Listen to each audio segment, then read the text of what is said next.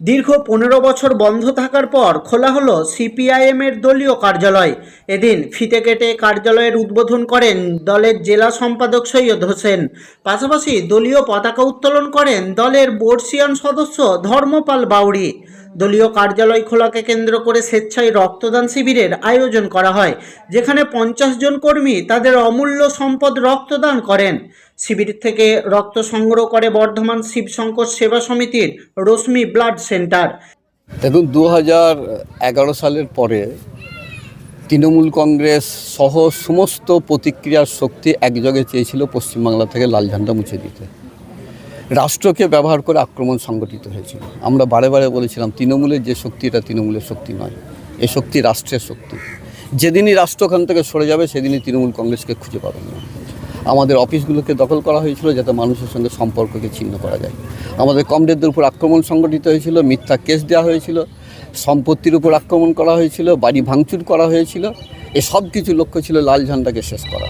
আজ প্রমাণিত হয়েছে লাল ঝান্ডাকে মেরে আক্রমণ করে শেষ করা যায়নি। 26-এর নির্বাচন, এই নির্বাচনে আমরা বুঝতে পেরেছিলাম, আমরা যারা অর্গানাইজার, আমরা যেখানে এখানে কাজ করি, আমরা বুঝতে পেরেছিলাম যে এখানকার শাসক দলের অবস্থা খুব খারাপ।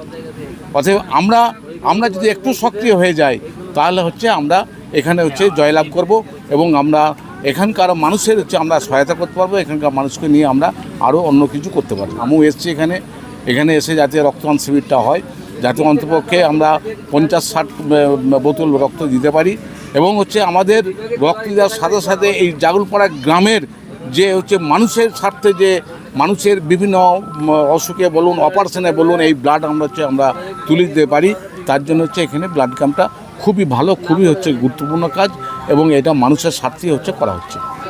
যারা এসেছে এরাও ভালো দল নয়, আমরা অপেক্ষা করবো, কিছুদিন অপেক্ষা করবো, দেখবো এরা কেমন কাজ পরিচালনা করছে, আমরা সমালোচনা করবো। ইতিমধ্যেই হকার উচ্ছেদ আরম্ভ হয়েছে, বিভিন্ন জায়গায় উচ্ছেদ আরম্ভ হয়েছে, জিনিসপত্রের দামও আস্তে আস্তে বাড়ছে, পেট্রোল, ডিজেল, গ্যাস সমস্ত জিনিসের দাম বাড়ছে। এর বিরুদ্ধে আমার লড়াই থাকবে।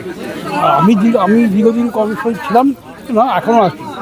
আমি জীবনই আমার ব্লাডটাই ঠিক বামপন্থী আন্দোলনের সঙ্গে যুক্ত আছে। এছাড়াও এদিন দুপুরের পর গ্রামে একটি মিছিল করা হয়।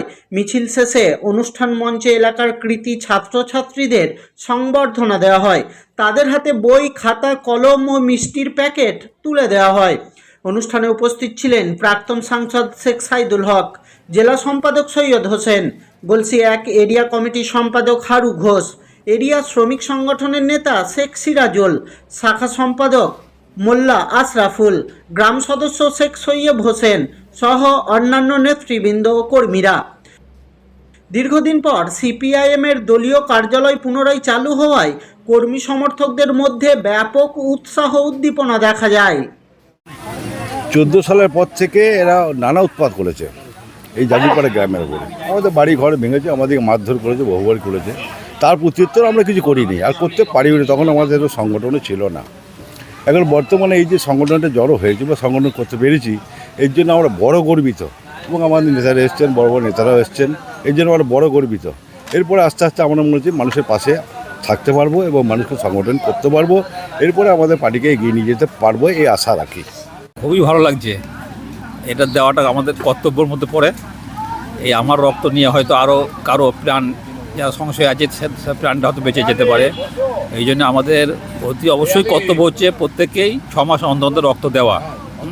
এভাবে আমরা দিয়ে আসছি, আর আমরা একটা পার্টির মাধ্যমে দিচ্ছি, এই জন্য আরও আমাদেরকে ভালো লাগছে।